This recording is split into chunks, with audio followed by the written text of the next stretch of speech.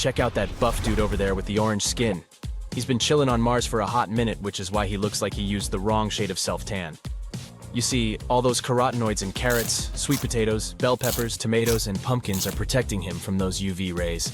The more he eats, the more orange he gets. And as for his sturdiness, it's all about that Martian gravity. The gravity here makes us perceive our weight differently. And if you want to be a boss on Mars, you gotta eat heavily. Like, if a person weighs 150 pounds on Earth, it feels like no more than 55 pounds on Mars. So, overeating can help shorten that gravity-to-weight gap. Mercury is a whole different thing. It's hotter than Georgia asphalt during the day, but colder than Elsa's castle at night. You gotta be made of metal with a high melting point to be able to survive here. But for us regular humans, we'd be toast. Literally. Even though Mercury is the closest planet to the Sun, Venus is still the hottest one. Life on Venus, more like life on the Sun's evil twin. The temperature here typically hovers around 870 degrees Fahrenheit on average. Surviving at the boiling point of water, or in the extreme heat of Venus, is a challenge for most earthly species. Only a select few can endure boiling hot temperatures. Others rush to Starbucks to grab an iced latte with the first beams of the spring sun. So no human being can really evolve enough to survive on Venus. The only creatures that could thrive there are probably tardigrades and those weirdos who put hot sauce on everything. You wonder what tardigrades are? Well, those are minuscule and adorable caterpillar-like creatures that possess remarkable durability. They can endure boiling water, the depths of a sea trench, and the frigid, lightless void of space. Recently, tardigrades were included in a scientific study aboard a spacecraft that unfortunately crashed on the moon. Scientists speculate that the tardigrades may have survived the impact. Hey, would you like to turn into this creature and live on Venus? We're done with terrestrial planets. Let's move on to gas giants. Now look at this dude from Saturn. He's got flippers and not arms. He's got small holes with no external ear flaps instead of regular ears. Most of this gas giant is colder than your ex's heart, as the temperature is about minus 220 F. You can't walk on it, but you can turn into a snowball or an ice crystal if you're feeling frisky. Things are quite similar on Jupiter, so probably turning into a seal and chilling there is not that bad of an idea. At least you can live there rent-free. And don't even get me started on Neptune and Uranus. These guys are ice giants with no solid surface, so those sharp-clawed dudes you see in movies? Yeah, they don't exist. Plus, these two ain't exactly hospitable to life. I'll stick to my sweet potatoes on Mars. Thank you very much. I hope you feel well rested, because I've got a tough task for you. Don't worry, it's fun. You're going to visit different planets of our solar system and try to run on each of them. Let's figure out where you can run the fastest and where you can barely walk. The fastest man on Earth, Usain Bolt, can run with an average speed of about 23 miles per hour, but his top speed is higher, up to 27 miles per hour. Sadly, we can't all be Usain Bolts. The average person runs at a speed of 6 to 8 miles per hour. But maybe there's a planet out there where you can beat the famous Jamaican sprinters' records. But first things first, what will affect your speed when you run on other planets? For one thing, gravity. Depending on how strong it is on the planet you visit, it'll influence your weight. And in most cases, the heavier you are, the more slowly you run. Plus, on all other planets in our solar system except Earth, you'll have to wear a bulky spacesuit. Without it, your chances of survival there are non-existent. And don't forget about extreme weather conditions on most planets. It's either freezing cold or boiling hot, or very, and I mean it, windy. Anyway, your amazing journey is about to begin. Buckle your seatbelt. The first planet on your itinerary is Mercury. As you sneak a peek at this world through the window of your spaceship, you notice that the planet looks eerily similar to the good old moon. But just a few moments later, you realize it's just an illusion. All over the surface of Mercury, you see craters left by space rocks. This may make your task of running on this planet way harder. This and your bulky spacesuit. Duh. But you wouldn't survive on Mercury without this protection. The temperatures on the planet are extreme, 800 degrees Fahrenheit during the day and negative 290 degrees Fahrenheit at night. But there's one thing that can work in your favor on this unfriendly planet. Let's say you weigh 155 pounds on Earth. Then on Mercury, you'd weigh around 58 pounds. which means that despite your bulky spacesuit, you can move way faster than you do on Earth, and maybe your speed will even reach 13 miles per hour if you try really hard. The next planet on your itinerary is Venus, also called the Morning Star. While coming closer, you see a world very different from the bluish planet you might have seen in books. Before landing, you have to get through a super dense atmosphere made up of carbon dioxide. And while your spacecraft is descending, you're watching thick clouds of sulfuric acid pass by.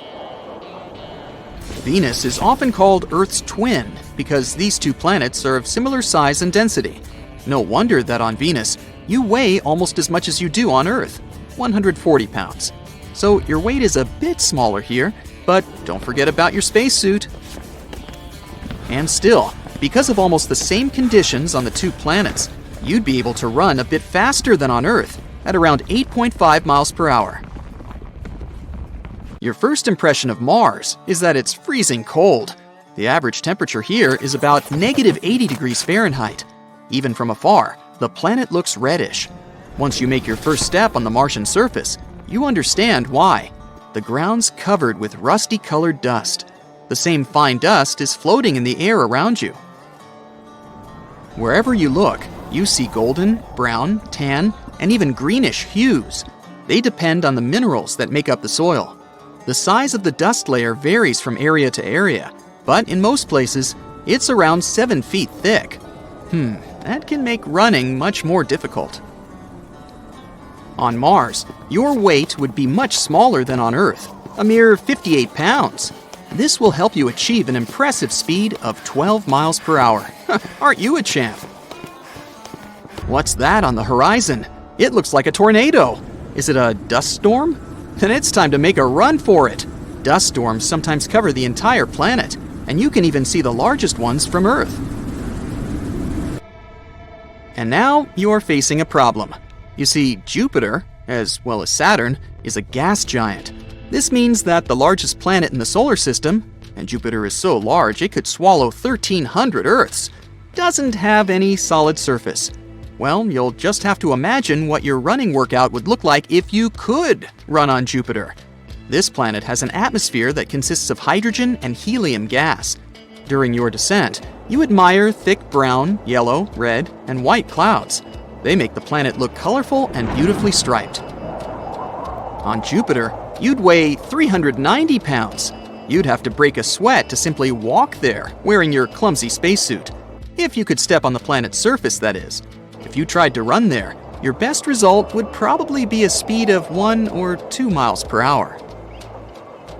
To make matters worse, it's extremely windy on Jupiter, with the wind speeds ranging from 200 to 400 miles per hour. Do you see those rings? That's Saturn, another gas giant with no solid surface. This planet's made up of mostly hydrogen and helium, and its temperature and density change the deeper you go. If you decided to leave your spacecraft and step on Saturn's surface, you'd just fall into the planet. But from above, it looks as if Saturn does have a surface. The seemingly solid yellowish-brown sphere is surrounded by several layers of clouds. The visible outer layer is made up of ammonia clouds. Under them, there are hydrosulfide clouds, and the innermost layer is made up of clouds of water. Even though Saturn is a gas giant, your weight wouldn't be very different here, around 165 pounds. That's because the planet's gravity is similar to that of Earth. But because of the conditions on the planet, and your bulky spacesuit, you'd run a bit more slowly there, at a speed of about 4 miles per hour. Before leaving, you admire Saturn's most famous feature, awesome gray, beige, and tan rings. These groups of tiny ringlets are made of chunks of rock and ice. You also spot several of the 53 moons of Saturn. Oh, that's Titan, an icy world bigger than our moon and even Mercury. It's the second largest moon in the solar system. The next planet on your way is a blue-green ball of ice and gas. That's ice giant Uranus. It has this beautiful hue because the light from the sun gets reflected off the planet's surface. Uranus isn't solid. Hit the brakes! If your spacecraft doesn't manage to stop in time, it'll fly through the upper atmosphere and sink into the icy liquid center of the planet. I doubt you'll be able to conduct your running experiment here. So let's just imagine what it'd look like.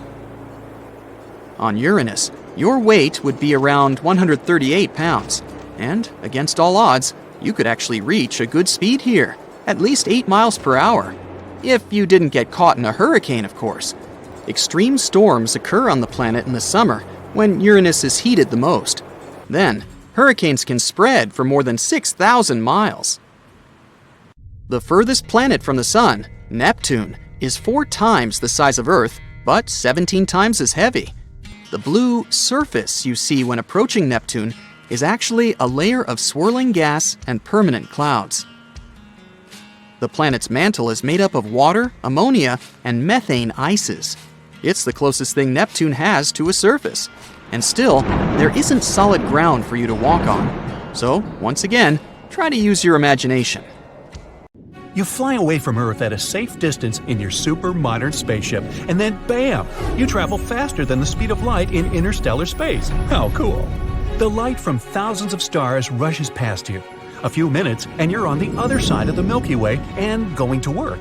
Such travel has long been common for humans, for you are a member of the human civilization that has conquered the entire galaxy. But it took almost 90 million years to get there. So, how did we achieve this? It's like a computer game. In the beginning, we had a fleet of 3 motherships that could travel at 310 miles per second. Each of them had 10 colonization pads. The ship could undock a pad and drop it on the desired planet. We also had 2 speed ships that traveled twice as fast but could only colonize 1 planet. Each colonized planet could send 1 new ship on an expedition. So humanity was able to spread across the galaxy in 90 million years. Most of that time was spent flying from star to star. So the main problem of colonization is speed. Year 2021. Our spaceships can now fly at about 24,850 miles per hour. That's enough speed to travel from New York to Los Angeles in less than 4 minutes. But a trip to neighboring planets like Mars still takes about 7 months. The nearest star to the Sun, Proxima Centauri, is 4.2 light-years away. That means light, the fastest thing in the universe, takes 4.2 years to get there from the Sun. It would take our rocket 73,000 years to get there. That's longer than an advanced human civilization has existed. And our galaxy, the Milky Way, is 105,000 light-years wide. So even traveling at the speed of light would take forever. So, naturally, humanity came up with other ways to travel. Let's move into the future and imagine that we've solved this problem. We started accelerating with microscopic probes propelled by a directional laser beam from Earth. This made it possible to reach speeds of 25% of the speed of light, still very slow. The problem was that nothing that has mass can travel at the speed of light. So we moved on to the Alcubierre drive study. This method doesn't involve moving from point A to point B, but instead compressing the space between those points. Here's a piece of checkered paper. Imagine that you need to travel 3 squares to your destination. Instead of moving in a straight line as fast as possible, we squeeze these squares so that our spaceship is at point B. Now we unsqueeze them back. Space is normalized and we've traveled, in fact, standing still. This is how the Alcubierre drive works. It compresses space in front of the spaceship and expands it behind its tail. So, theoretically, an Alcubierre drive spaceship can move at any speed, even faster than the speed of light. But the amount of energy needed to do this is enormous, and it could be compared to the mass energy of the entire planet of Jupiter. So, while some scientists were working to improve the Alcubierre drive, others were looking inside the most mysterious object in the universe, a black hole. A black hole is something so heavy that it attracts even light and won't let it go. Imagine a circular trampoline. This is our space-time. We put a basketball in its center. The trampoline sags a little bit. Now all the objects we put on the trampoline will roll toward the basketball. That's how gravity works. But if you roll the golf ball past the basketball, it has a chance of getting out of this funnel. Now put a heavy bowling ball in the center of the trampoline. The trampoline sags even more. Now the golf ball will inevitably fall into the funnel with the bowling ball with no chance of escape. That's how a black hole works. And some scientists believe there may be a wormhole at the heart of a black hole. It's a shortcut between point A and point B in the universe. Back to our piece of paper. Instead of moving straight ahead, we fold the piece so that point A is right above point B. Now we make a hole in the paper and move to point B. We unfold it back and voila, you've arrived at your destination. So there's a theory that if a spaceship enters the black hole's gravitational field and withstands the incredible stress there, it can exit to any other point in the universe which that wormhole led to. It might even be another galaxy, or even a parallel universe. Well, our research was successful, and now, looking at a map of the Milky Way, we can get to absolutely anywhere. All that remains is to choose the right place to colonize. There are about 1 billion stars. Around each of them are planets possibly suitable for life. So we need to narrow down the list. First, we look for relatively young stars, almost like our Sun. Near them, a human colony can potentially live for a long time. After that, when a star gets old, it begins to expand and turn red. In the last stages of its life, it can absorb all the planets around it and then explode with such force that the light from the explosion can be seen dozens of light years away. Secondly, the candidate for a human colony must be in the habitable zone of the star. It's a sweet spot, not too far away from and not too close to the star, so that it's not too cold or too hot there. In other words, water on the planet must exist in liquid form. Also, the candidate planet must have a solid surface, so that we can live on it. Another important factor is the size of the planet. If it's too big, its gravitational force will press on us.